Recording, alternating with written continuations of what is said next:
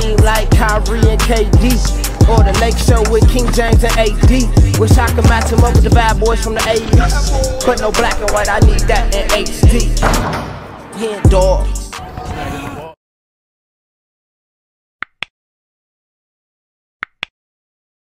Yo, what's good, y'all? It's your boy HenDawg, and we back to it. You know how we do it. Another day, another Larry Bird reaction video. Except for this video, it's not just Larry Bird. This is the 1986 Celtics. This is the Making the Case video.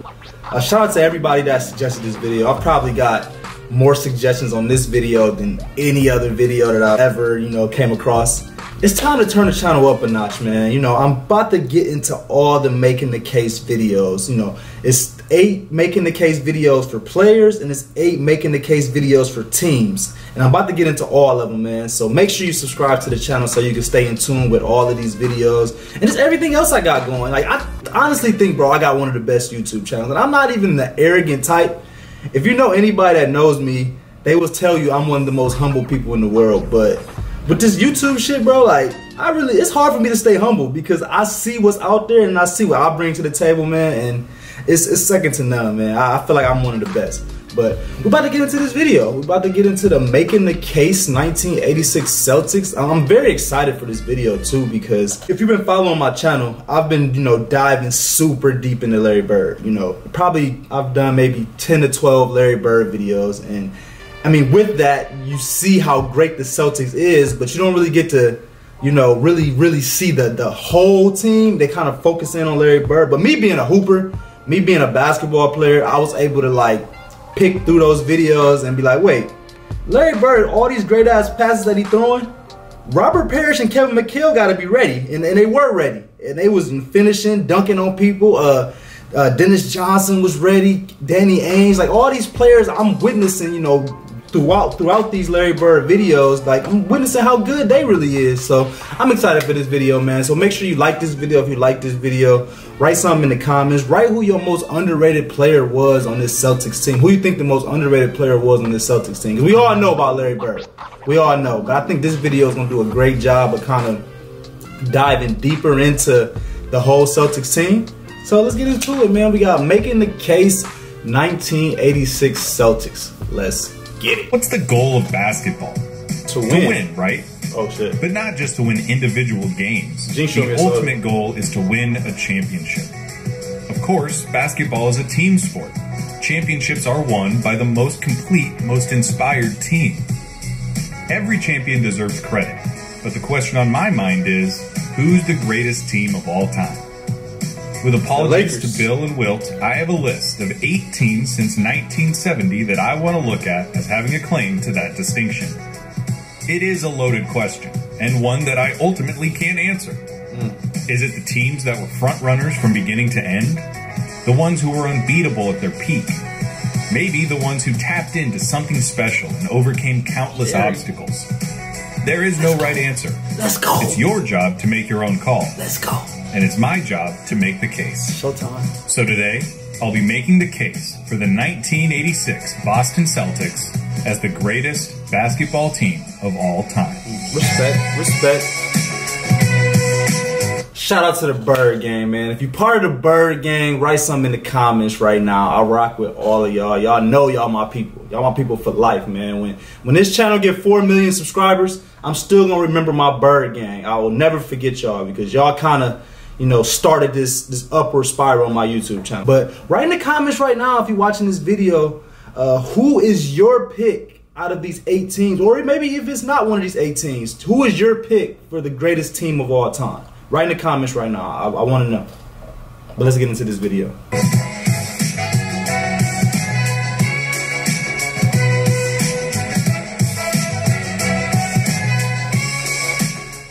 Some quick background.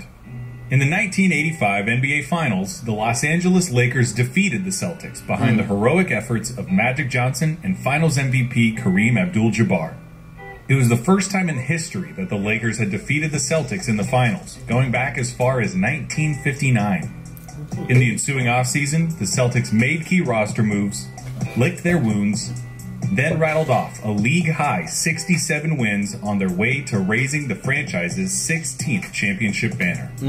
Their 67-15 record stands as the best record in Celtics history, and their 15-3 playoff record serves as a testament to their aptitude on both ends. So I see that he just put that was wrong. So that actually wasn't the best record ever. They had another, I guess they had another season where they actually was the best record. Write in the comments where he messed up right there. Ends of the court. They trotted out the original Big Three of Robert Parrish, Kevin McHale, and the immortal Larry Bird, a dynamic backcourt of Dennis Johnson and Danny Ainge, and boasted a talented bench anchored by former league MVP Bill Walton. Bill Walton was a former MVP? Before we go any further, I want to reach out to some of you out there. Some of you might be a little jaded about this team, and that's because some of the most prominent and influential figures in sports media were around for and swear by this team. Your Bill Simmons, your Jackie McMullins, your Bob Bryans, they all have a connection to this squad in some way or another, so the discourse around the '86 Celtics has always had a certain amount of Boston-centric bias. I want you to know that I have no such bias. I was born and raised in Kansas.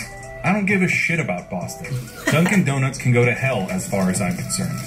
And I'm here to tell you, I'm weak. That's funny. I'm from the Midwest. I'm from Ohio. I want to try to say that in every video for the people that's watching me for the first time. If you're watching me, you know that I'm from there. But this is for the people that never watch my videos. But I actually care about Boston. I want to make it to Boston one day.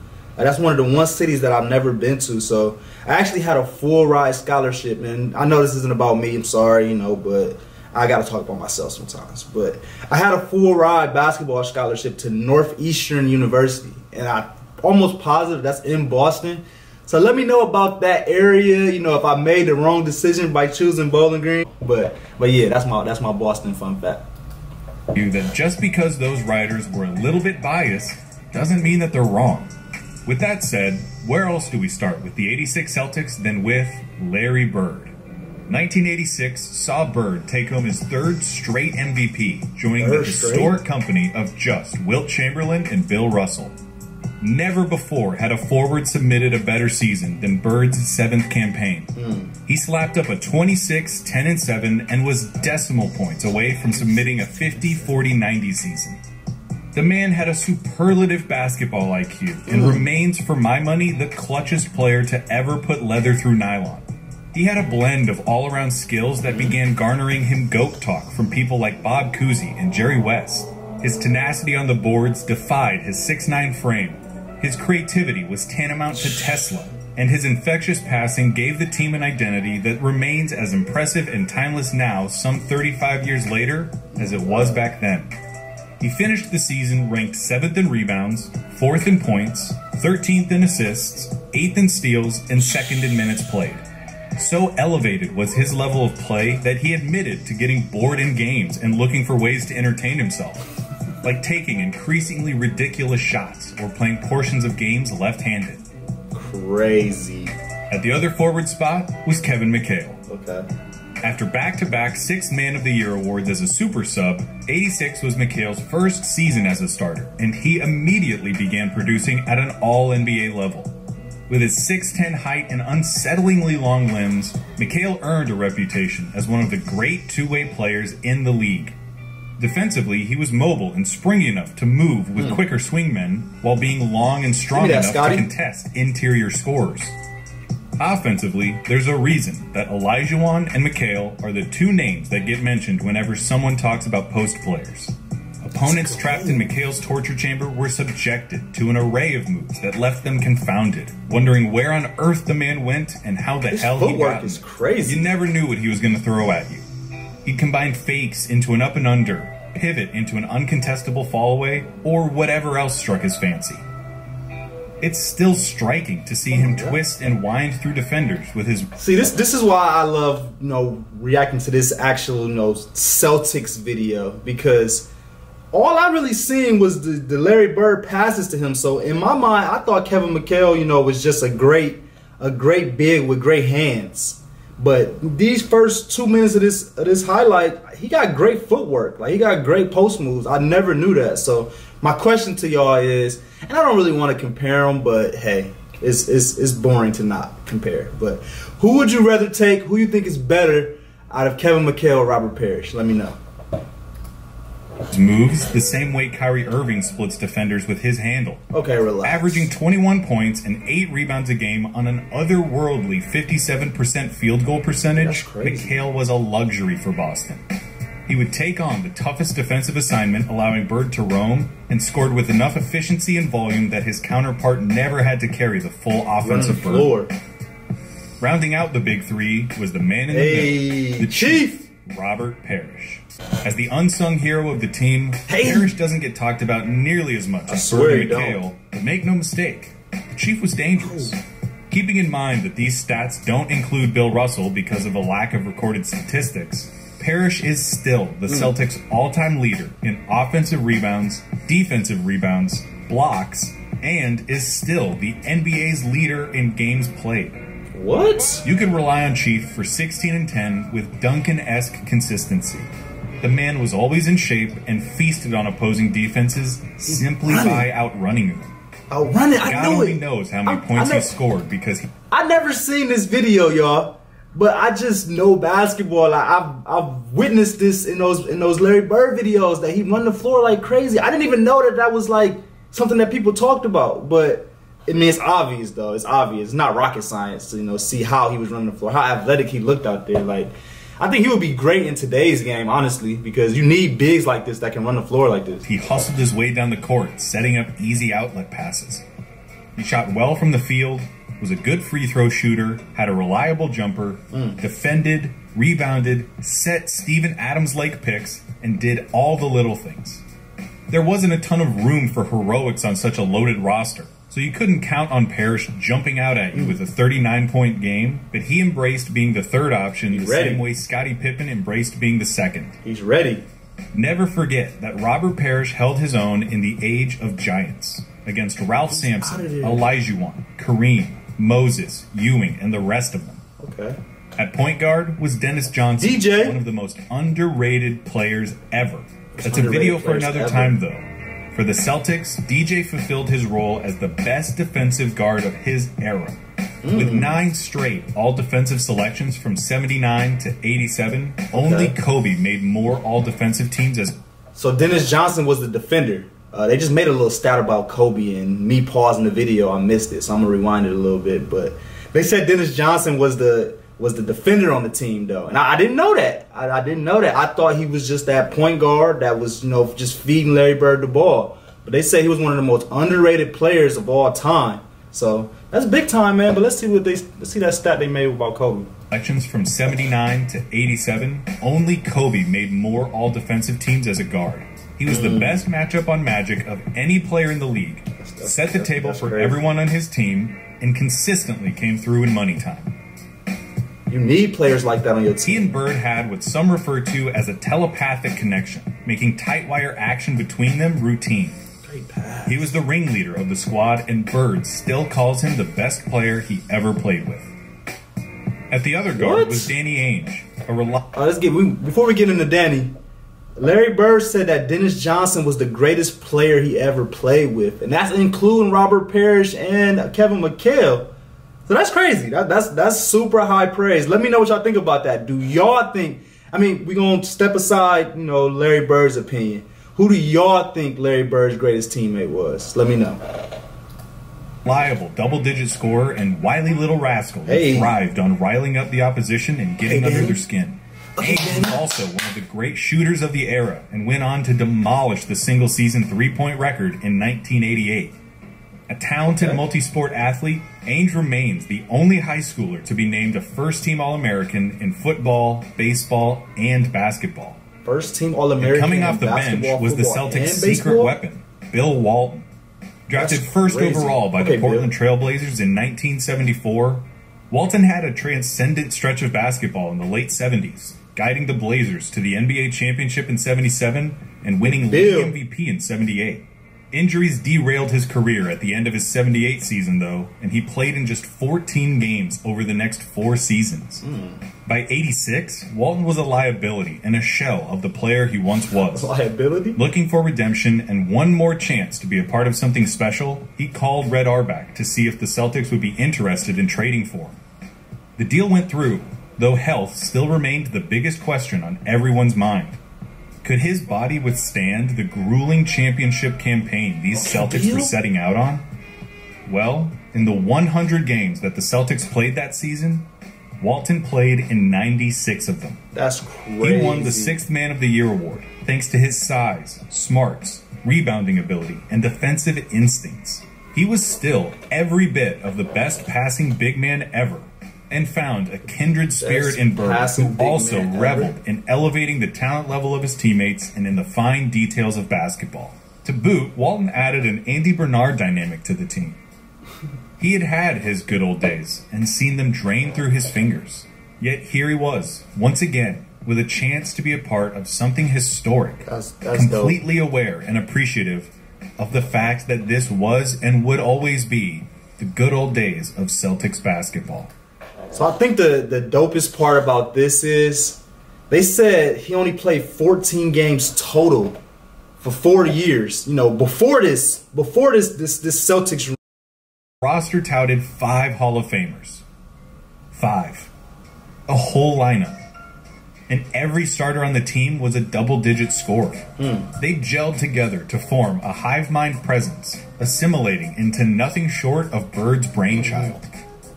If Bird were cutting, DJ would put the ball where it was supposed to be the second it was supposed to be there. Contagious. If McHale was rolling on some poor soul in the post and got doubled, Ainge would be in the perfect place for a kickout.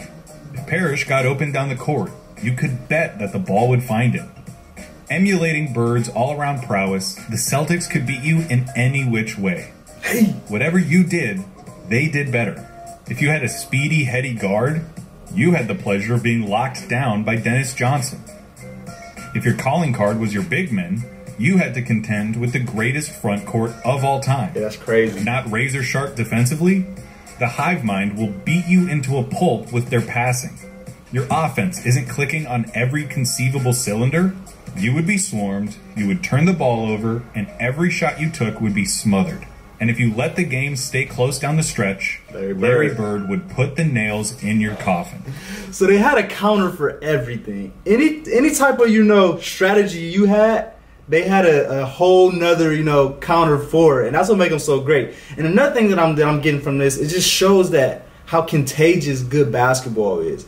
Like, if your main superstars is playing great team basketball, then your whole team is going to be like that. And it's a overall, domino effect of how great your team can be when your superstars are great teammates. I don't want to really talk about other players because this is a Celtics video, but something I heard, they said Robert Parrish said that he loved playing with Larry Bird. He played with Michael Jordan too. I haven't really seen him highlights yet, but he said Larry Bird was by far the better teammate.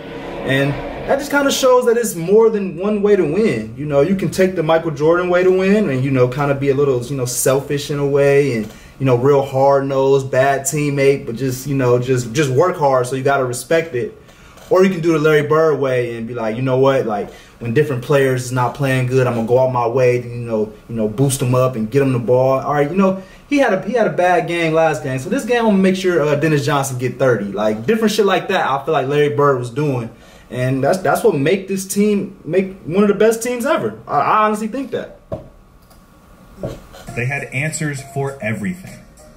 They could change their style of play on a whim and excel at it. Bird, Ainge, and backup point guard Jerry Seasting were all dead-eye shooters. The big men were some of the best post players to ever play. They could put out an absolutely massive lineup with Bird at the 2, McHale at the 3, and Parrish and Walton in the middle. They could go small with no loss of quality with McHale at center and Bird at the 4. Craziest of all, they really wouldn't even need to size up or size down. The 86 Celtics are still one of the only teams in history to be able to play a small ball style with a gargantuan starting lineup. Everyone was mobile enough to push the pace and stay active. Their inside-outside proficiency could space the floor. They could defend and corral nearly all types of scorers, and their passing would carve defenses to shreds, all without giving up an inch. That's a great ball movement. And if we're checking how boxes, do you guard that? The Boston Garden in the 1980s was the best home court in sports.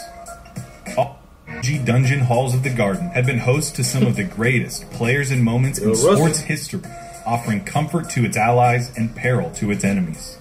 The crowd was insatiable and earned a reputation for both their devotion and potential for viciousness. The rafters were littered with championship banners and retired numbers in such quantity that they became superfluous. Superfluous? The Celtics took advantage of this. Can somebody give me the definition of superfluous? I've never heard that word, so please give me that definition. Ran with it, notching a 50-1 home record, including the playoffs. Were they perfect? Crazy. No. They weren't that athletic, and they had a tendency every now and then to get bored and take their foot off the gas against bad teams. Could they have gotten to 70 or even 72 wins? Sure, and you can hold that against them, but tell me, when we're talking about something as grand as the greatest team of all time, how much do those 3 to 5 regular season games really matter? No, not at all. As we established in the beginning of the video, the Celtics lost the '85 finals to the Lakers for the first time in franchise history. Laker gang! The loss stung deep, and members of the team still believe that they let the series get away from them. With a newfound inspiration and the drive to reclaim what they believed was theirs, they tore through the league with one team in mind. The Lakers. The rivalry between the Celtics and the Lakers should need no background. Since the days of Jerry West and Elgin Baylor competing against Bill Russell and Bob Cousy, the two franchises have defined the NBA within and without. Today, the two franchises account for nearly half of all championships in NBA history. That's crazy. And the rivalry was never more intense than in the 80s, as Magic Johnson and Larry Bird presented their teams and their sport to the world. Since their iconic college basketball championship showdown, the two had assumed the role as battling titans, trading blows with one another, daring to push the boundaries of basketball to fit their own needs and desires. No pass was too extraordinary, no shot too outrageous. And after the Lakers had landed such a damaging blow in the finals, Bird and the Celtics were eager to return the favor. Said not again. In the two regular season matchups between the two squads, the Celtics came away with victories both times against the defending champs. And while they no doubt enjoyed the bragging right... My bad, but let's just see, like... Do you see how many players is moving on this floor right now for the Celtics? Like, look at just every player. Like, there's nobody really standing still. Oh, in the finals, Bird and the Celtics were eager to return the favor. There's always people cutting. In the two regular season matchups between the two squads, like, how do you guard that? The Celtics came away with victories both times against the defending champs. And while they no doubt enjoyed the bragging rights that this afforded them, their true crusade began in the playoffs. In round one, they found themselves matched up with the 40-win Chicago Bulls and an extraordinary young guard named Michael Jordan. Having missed most of the season with an injured foot, Jordan was eager to assert himself and unleash his latent talents. He did just that. After a 49-point performance in Game 1, Jordan put on a spectacle in Game 2 by setting the NBA record for most points in a single playoff game with 63. Yeah, 63 Bird famously described the effort as God disguised as Michael Jordan. It was a glimpse into the future of the NBA and a coming out party for the league's next great star. Ultimately for the series, though, it didn't even matter. The Celtics won both games. Not even such an extraordinary performance as Jordan's was enough to dent the armor of the Celtics, who then won Game 3 to sweep the series. And after killing God... them boys. I can't say that. In the next round, Boston was... And after killing God... Yo! I can't say that. In the next round, Boston was faced with MVP runner-up and the league's leading scorer, Dominique Wilkins, and his Atlanta Hawks. Though the Celtics had won all 4 of the regular season matchups with the Hawks, each contest was decided in the single digits, and most had come down to the final moments. Dominique represented Bird's toughest matchup in the East, with his boundless athleticism and potential for incredible bursts. The Celtics succeeded in containing him for the most part, though, putting up walls to the lane and closing out on his jump shots. Though they were competitive through the first 3 games, the Hawks were at the mercy of the Celtics and found themselves down 3-0. With Game 4 in Atlanta and a series victory for Boston all but certain, Wilkins and backup point guard Spud Webb caught the Celtics with their foot off the gas, combining for 58 points and denying them a 4-game sweep. Back in Beantown for Game 5, Bird and company took the opportunity to remind the Hawks, themselves, and the league that this was their year. In one of the great statement games in playoff history, Boston turned an 11-point halftime lead into a 33-point blowout, punctuated by an absurd third quarter in which the Celtics outscored the Hawks 36-6. Defense turned into offense. Offense turned into more offense. And by the end of the period, the crowd was bursting with supreme confidence in their team. I just can't believe what has happened to them. I think this is just kind of shows a valuable lesson that, you know, athleticism isn't everything in basketball, because as you can see, these last 2 rounds, they went against Michael Jordan and Dominique Wilkins, 2 people that can probably put their ankles on the rim if they wanted to.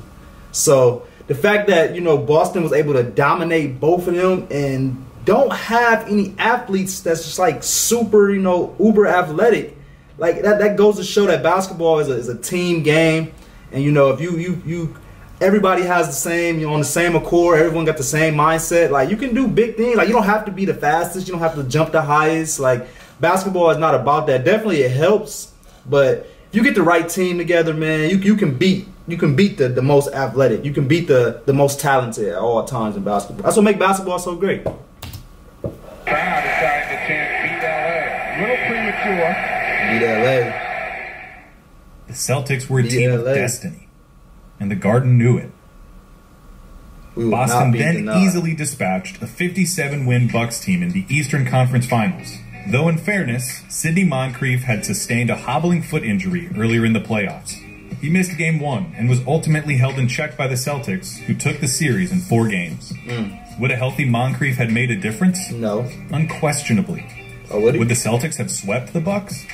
Would he have made a difference, y'all? Sidney Moncrief? I don't know too much about him, but they said that he would have made a difference. They probably say he wouldn't have won, but he would have made a difference.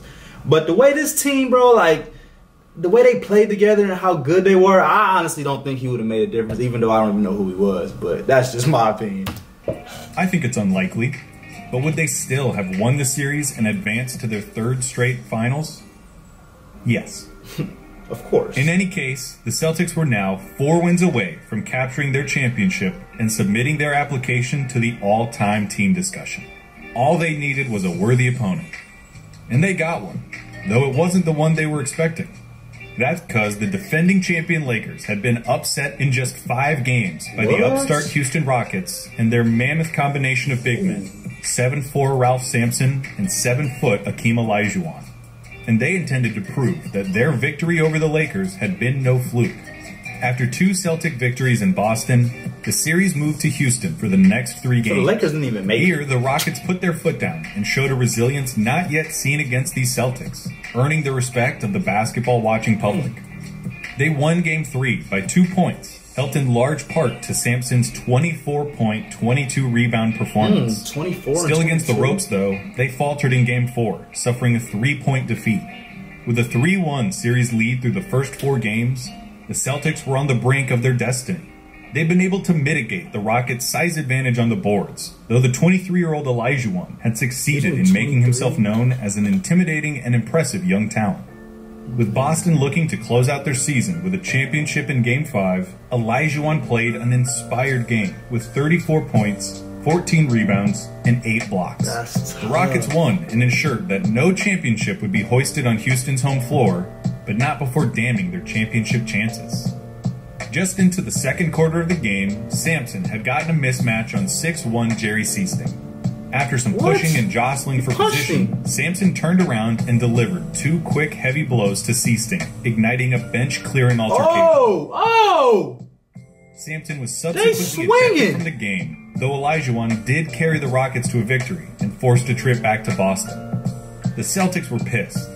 They were pissed that they'd let that game get away from them. They were pissed that they'd let Houston keep the series alive. and they were pissed that Sampson had squared off against a player over whom he had a 15-inch height advantage. He scored off on a couple the day before players. Game 6, the players worked themselves into such a feverish lather, playing with so much physicality, that head coach Casey Jones had to call off practice. The Garden was no different. The fans were delirious, setting a new kind of record for malevolent trash talk, with most of their attention focused on the imposing Rockets center. Yeah, Sampson. The team and their fans wanted to win, to claim their rightful place at the height of the sport, and they wanted to make the Rockets regret the day they ever messed with the Boston Celtics. And the instrument for that righteous fury was none other than Larry Bird. The legend! In one game, Larry Bird played a different sport, in what has been described and immortalized in many different ways as the greatest game he ever played. The greatest game he ever played? At first glance... Hold on. Before we actually watch what he calls the greatest game he ever played, please give me the highlight link to this video. I have to react to it. How have y'all not sent me the video of the game where Larry Bird said it was his greatest game ever played? Come on, Bird gang. Y'all slacking, man. Y'all slacking. Y'all should have been sent me that. You notice his box score wasn't all that sensational. 29 points, 11 rebounds, 12 assists on 47% shooting. What do you mean that wasn't sensational? He didn't score 60. It wasn't a near quadruple double. Okay. And he hit no buzzer beaters. Okay. But you only have to watch the game to see that he was, in classic Bird fashion, everywhere, doing everything at all times. Show me so. Disrupting passing lanes, finding his teammates, even winning a jump ball against Elijah Wan. Hey! He was the king. Okay, Larry. Basketball was his kingdom. The Celtics walked out with a comfortable 17-point victory That's as when he ran world out. champions, with Bird remarking himself that it was the best performance of his career, the only one that he ever felt totally prepared for. Afterwards, Red Auerbach blessed the team as one of, if not the, greatest he'd ever seen. To recap, we take one of the most talented starting fives ever, composed of the greatest front court of all time, with the greatest forward tandem to ever play basketball, and watch them eviscerate their opponents with stifling two-way play, dazzling passes, suffocating defense, exquisite shooting, and sublime post play. They win more games than have ever been won by their illustrious club, and proceed to rampage their way to a championship, culminating in the best game in the career of one of basketball's most brilliant talents. The Boston Garden stands no more. Demolished in 1998 after 70 years of service and replaced with a building with air conditioning. I'll never get to see it. Never get to ask the walls my questions, nor gag down a Sam Adams surrounded by insufferable Boston sports fans. Among the distinguished teams that called the parquet floor home, one stands alone. And if those walls were still around, if that floor could talk, I know what I'd ask them. What you ask? And I think I already know the answer they'd give. They'd tell me that the 1986 Boston Celtics were the greatest basketball team of all time. Okay. Great video, man. Great video, Clayton. We're gonna react to all these making the cases because that was a great video. But I think that just kind of explains, you know, when talent and great teamwork comes together. Because a lot of times, you know, teams will have a lot of talent, but not the teamwork. And then on the other end, you know, you'll have a lot of good guys on your team, a lot of guys that, you know, want to play team ball, but they're just not that good. So they have both. And I think that's a good reason why, you know, they was able to be arguably the greatest team of all time. So write in the comments, man, if you're from Boston or if you're from the East Coast or just Boston fans in general. I want y'all to, you know, write in the comments, like, what was your favorite part about, you know, the 1986 Celtics, and, you know, what that meant to you. You know, was you know, flying out to Boston to go to some of these games? Were you already in Boston, you know, just you know, enjoying this moment? Like, I know this was a great time for, you know, Celtic fans and for the city of Boston. So write in the comments, man, like, where you were at, you know, when this was going on, because I would love to hear those stories. But I appreciate y'all watching, man. Make sure y'all subscribe to the channel because we got a lot more lit stuff coming. Make sure y'all like this video if y'all like this video. And yeah, write whatever you want in the comments, man. We out.